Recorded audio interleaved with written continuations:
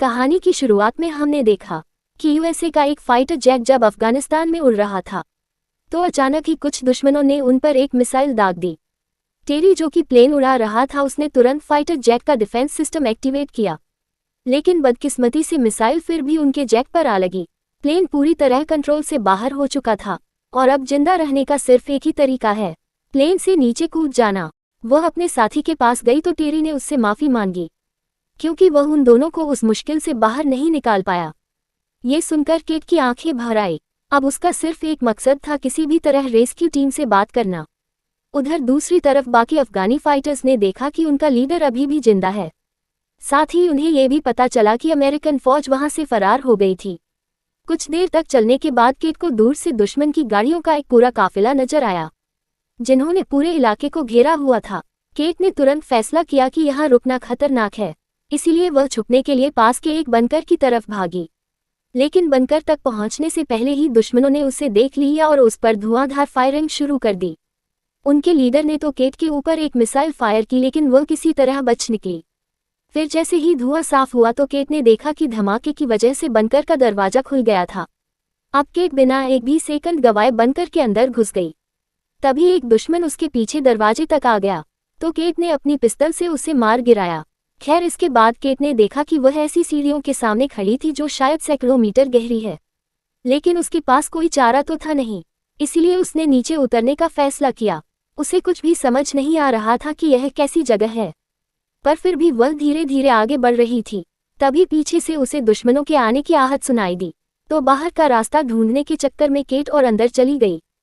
फिर जैसे ही वह बंकर के एक हिस्से में गई तो उसे बहुत गंदी स्मेल आई और थोड़ी आगे जाकर उसकी आंखों के सामने जो खौफनाक मंजर आया उसे देखकर वह बहुत बुरी तरह डर गई। असल में वहां किसी की लाश बहुत बुरी हालत में पड़ी थी। इतना ही नहीं बल्कि केट को वहां एक रहस्यमयी डिवाइस भी मिला जिसके साथ कई कागज और रिकॉर्ड्स मौजूद थे जिनमें यहाँ पर हो रहे भयानक एक्सपेरिमेंट्स के बारे में लिखा गया था। उसी पल अचानक उसे दुश्मनों के आने की आहट सुनाई दी तो केट तुरंत अपनी लाइट स्टिक को दूर फेंककर एक बड़े पिलर के पीछे छुप गई। उसी पल अफगानी फाइटर में से एक ने जनरेटर ऑन कर दिया जिसके चलते चारों तरफ रोशनी हो गई और तभी एक भयानक राज का पर्दाफाश हुआ। असल में वहां सैकड़ों कैप्सूल थे जिनमें इंसानों की लाशें बंद करके रखी गई थी।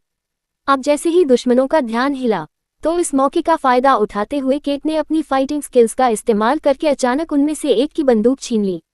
केट को देखते ही अफगानियों ने एक के बाद एक उस पर धुआंधार फायरिंग शुरू कर दी जिसके चक्कर में एक कैप्सूल टूट गया और उसके अंदर रखी हुई लाश जमीन पर आ गिरी। अब अपनी जान बचाने के लिए केट पास ही में मौजूद एक हैच में नीचे उतर गई। जैसे ही उनके लीडर ने देखा कि केट सुरंग में घुस गई है तो उसने अपने आदमी को उसका पीछा करने का हुक्म दिया ताकि उसे चारों तरफ से घेरा जा सके। फिर उसने चिल्लाकर दूसरे आदमी को वहीं रुकने को कहा ताकि अगर केट वापस लौट कर आए तो भी बच ना पाए। वह आदमी अपनी जगह संभालते हुए धीरे धीरे उस लाश की तरफ बढ़ रहा था जो कैप्सूल से गिरी थी। उधर केट बिना कोई आवाज किए सुरंगों के अंदर रेंगती हुई आगे बढ़ रही थी।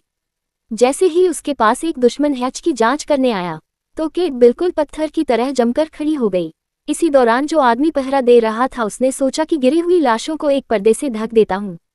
उसे बिल्कुल अंदाजा नहीं था कि उनमें से एक क्रिएचर अभी भी जिंदा था और संभलने से पहले ही उस क्रिएचर ने उस पर हमला बोल दिया। उसी पल केट किसी तरह इमरजेंसी एग्जिट की सीढ़ियों तक पहुंच गई, लेकिन तभी अफगानों का लीडर मलिक उसके सामने आ गया।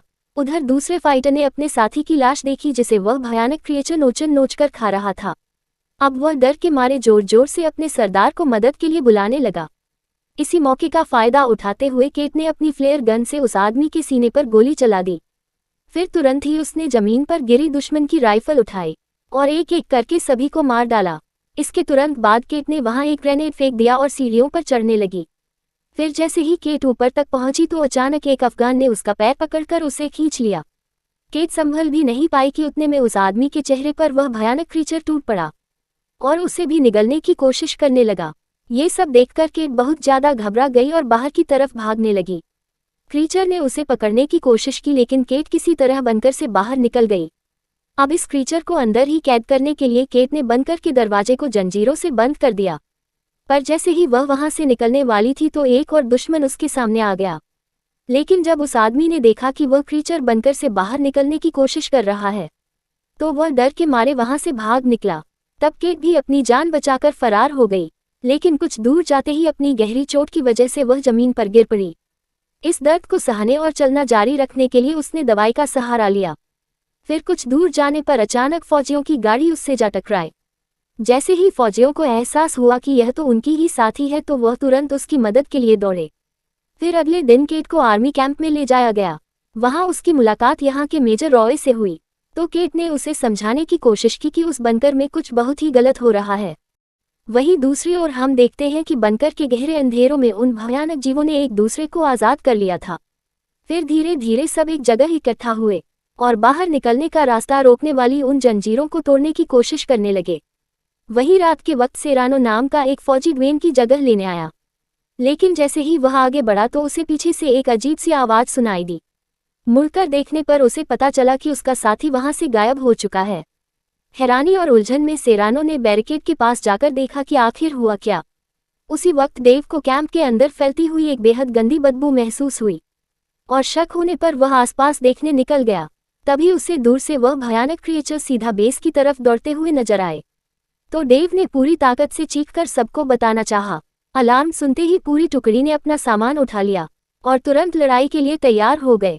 पल भर में ही सभी सैनिकों ने बैरिकेड पर अपनी जगह ले ली और जो कुछ भी हिलता डुलता दिखाई दिया उस पर गोलीबारी शुरू हो गई।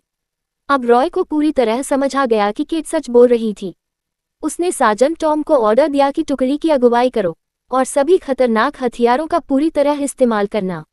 उसी पल मेजर ने देखा कि उसकी बंदूक की गोलियां खत्म हो गई थी। वह कुछ कर पाता उससे पहले ही एक क्रीचर ने उस पर जबरदस्त हमला कर दिया। तब गेट और अफगान कैदी के साथ बाकी सैनिक तेजी से बैरिकेड की तरफ भागे। साथ ही जॉन्स ने तुरंत कैदी को अपनी गिरफ्त में ले लिया। अचानक छाई खामोशी को महसूस करते ही टॉम समझ गया कि अब यहाँ रुकना खतरनाक है। उसने सियाना को तुरंत हथियारों के बेस की तरफ दौड़ने का हुक्म दिया, जबकि वह खुद पैरामेडिक के साथ मेजर को ढूंढने निकल पड़ा। कैबिन में पहुंचते ही सैनिक ने उस क्रिएचर पर एक स्टन ग्रेनेड फेंका और इसी मौके का फायदा उठाते हुए रॉय ने अपना बेसबॉल बैट उठाया और एक जोरदार वार के साथ क्रिएचर को गिरा दिया। इसके बाद सब ने मिलकर अपने सीनियर ऑफिसर को बचाया और उसे आर्मरी में ले गए, जहां डेव और बाकी सैनिक एक के कंटेनर को खोलने की कोशिश कर रहे थे। इसी बीच सैनिक बड़ी टुकड़ी के पास लौटे, लेकिन अचानक एक क्रीचर ने उन पर हमला कर दिया। अब केट ने कंटेनर से एक कुल्हाड़ी उठाए और सीधा क्रीचर की पीठ पर चढ़ गई। केट ने उस क्रीचर को काफी हद तक घायल कर दिया, जिसके बाद टॉम ने आगे बढ़कर उसे पूरी तरह खत्म कर दिया। फिर रास्ता साफ होते ही पूरा ग्रुप दौड़कर कंटेनर के अंदर घुस गया। दरवाजा बंद करने के बाद उन्होंने थोड़ी देर के लिए आराम किया और फिर आगे क्या करना है ये सोचने लगे। सुबह होते ही जब सैनिकों ने कंटेनर का दरवाजा खोलकर कैंप का जायजा लिया, तो अपनी आंखों के सामने का मंजर देखकर वो दंग रह गए। असल में वहां ना तो कोई क्रिएचर था और ना ही मरे हुए सैनिकों की लाशें। थोड़ी देर ढूंढने के बाद उन्हें आखिरकार एक क्रिएचर की लाश मिली, तो सब मिलकर उसे ध्यान से देखने लगे ताकि यह समझ सके कि आखिर इस भयानक क्रिएचर का राज क्या है। जांच के दौरान डॉक्टर विल्स को पता चला कि वह क्रिएचर अपने दांत अंदर बाहर कर सकते हैं। उनकी चमड़ी बेहद मोटी है और हैरानी की बात तो यह थी कि उनके शरीर के कई अंग इंसानों वाले थे। सिर्फ इतना ही नहीं, उनके ग्रुप को यह भी समझ आ गया कि इन क्रिएचर्स की सबसे बड़ी कमजोरी है धूप। इनका डीएनए पूरी तरह से बदल चुका है, इसलिए सूरज की रोशनी इन पर सीधा असर करती थी। इसी बीच मेजर ने बताया कि कर्नल से बातचीत के दौरान उसे एक खास जानकारी मिली थी। तब उसने केट से माफ़ी भी मांगी क्योंकि उसने शुरुआत में उसकी बात पर भरोसा नहीं किया। फिर रॉय ने बताया कि कई साल पहले एक मीटियोर धरती पर गिरा था। इसी इलाके में आसपास उसे देखकर रशियन साइंटिस्ट उत्सुक हो गए और वह ये जानने की कोशिश करने लगी कि आखिर यह चीज़ क्या है। जांच के दौरान उन्हें वहां एक बहुत बड़ी स्पेसशिप मिली जो पूरी तरह तबाह हो चुकी थी। ये देखकर वह लोग पूरी तरह से हैरान रह गए। तब उन्होंने स्पेसशिप में मिले क्रिएचर के डीएनए का इस्तेमाल करके एक सुपर सोल्जर बनाने की कोशिश की। ये सुनते ही केट चिंता में आ गई। उसने बताया कि उसने अंडरग्राउंड बंकर के अंदर कैप्सूल्स में तैयार होती हुई एक पूरी सेना देखी थी जो किसी भी पल जाग सकती है, इसीलिए उन्हें तुरंत वहां से निकलना होगा। लेकिन अब उनके सामने मुश्किल ये थी कि रेगिस्तान से निकलने के लिए उनके पास फ्यूल नहीं है। हालात को समझते हुए उन सबको यह एहसास हो गया कि अब उन्हें यहीं रुककर इन क्रिएचर्स का सामना करना होगा। रॉय ने सबके सामने वादा किया कि वह आखिरी सांस तक अपने साथियों के साथ लड़ता रहेगा। टॉम ने सबसे कहा कि हमारा काम सिर्फ इतना सा है कि हमें बंकर के बाहर बम लगाकर विस्फोट होने से पहले वहां से निकलना है। जैसे ही वह बंकर के पास पहुंचे तो टॉम, जेम्स, केट और वह कैदी कबीर, सिर्फ ये 4 लोग बंकर के अंदर घुसे। बाकी फौजी बाहर ही रुक गए। उन्होंने बिना वक्त बर्बाद किए अलग अलग जगहों पर विस्फोटक लगाकर वहां से निकलना शुरू कर दिया। लेकिन बाहर निकलते हुए टॉम की नज़र जमीन पर पड़े हुए एक मेलियन पर गई, जो असल में केट का था। उसे उठाने के लिए जैसे ही वह सीढ़ियों की तरफ बढ़ा तो अचानक एक क्रीचर ने उसे पकड़कर जोर से नीचे खींच लिया। जैसे ही बाकी सब बंकर की लैब में पहुंचे तो वहां का मंजर देखकर सभी सन्न रह गए। चारों तरफ उन लोगों की लाशें बिखरी हुई थी जिन्हें क्रिएचर्स ने मार डाला था। और जैसे जैसे वह सेंट्रल कैप्सूल के करीब पहुंचे तो उनके सामने एक और भी ज्यादा भयानक नजारा था। उस कैप्सूल के अंदर एक बहुत बड़ा मॉन्स्टर तैयार हो रहा था। इसी बीच टॉम पर पीछे से क्रीचर ने अचानक हमला कर दिया। लेकिन जैसे ही उसे केट की आवाज सुनाई दी तो वह तुरंत लैब की तरफ भागा, जहां उसके साथियों ने अपने हथियारों से उस क्रिएचर को खत्म कर दिया। उसी वक्त वेल्स ने देखा कि कई अफगानों ने उस बंकर को घेर लिया है।